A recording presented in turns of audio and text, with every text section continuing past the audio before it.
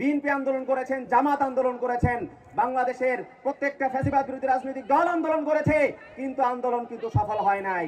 যখন তরুণরা রাজপথে জীবন দিয়েছে, যখন তরুণরা রাজপথে রক্ত দিয়েছে, তখনই আমরা এই বাংলাদেশকে ফ্যাসিবাদের কবল থেকে মুক্ত করতে পেরেছি। শহীদ ওসমান হাদি ভাইয়ের হত্যাকারীদেরকে গ্রেফতার করা হয়েছে ভারতে। সংবাদ পেয়েছি ভারত থেকে, বাংলাদেশের পররাষ্ট্র মন্ত্রণালয় বলছে তারা নাকি এখন পর্যন্ত কোনো সংবাদ পান নাই।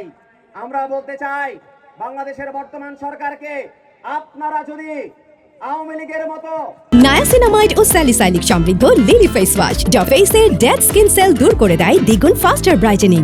নত জানু পররাষ্ট্রনীতি অবলম্বন করেন, আপনারা যদি শহীদ ওসমান হাদির হত্যাকারীদের বাংলাদেশের মধ্যে ফিরিয়ে এনে বিচার নিশ্চিত করতে না পারেন, বাংলাদেশের মানুষ কিন্তু আপনাদেরকে প্রত্যাখ্যান করবে। ঠিক একই সাথে আমরা বলতে চাই, শহীদ ওসমান হাদিকে যারা গুলি করেছিল তারা আসল খুনি নয়, যারা সেই গুলি করার, হত্যা করার ষড়যন্ত্র বাস্তবায়নকারী, পরিকল্পনাকারী, তারাই একমাত্র আসল খুনি। সেই আসল খুনিদের অবিলম্বে বাংলাদেশের মধ্যে ফিরিয়ে নিয়ে আসতে হবে, তাদেরকে চিহ্নিত করে বিচারের কাঠগড়ায় দাঁড় করাতে হবে।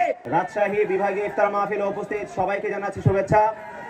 প্রিয় উপস্থিতি, দীর্ঘ 17 বছরের ফ্যাসিবাদের জাতাকল থেকে বাংলাদেশের মানুষকে মুক্তির স্বাদ দিয়েছে বাংলাদেশের তরুণরা।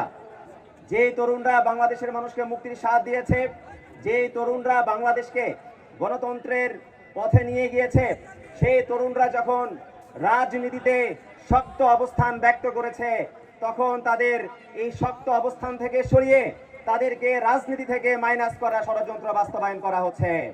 প্রিয় উপস্থিতি, আজকে তরুণরা যখন দুর্নীতির বিরুদ্ধে কথা বলছে, তরুণরা যখন চাঁদাবাজির বিরুদ্ধে কথা বলছে, তরুণরা যখন সন্ত্রাসবাদের বিরুদ্ধে কথা বলছে, তখন তাদের বিরুদ্ধে মামলা দেয়া হচ্ছে।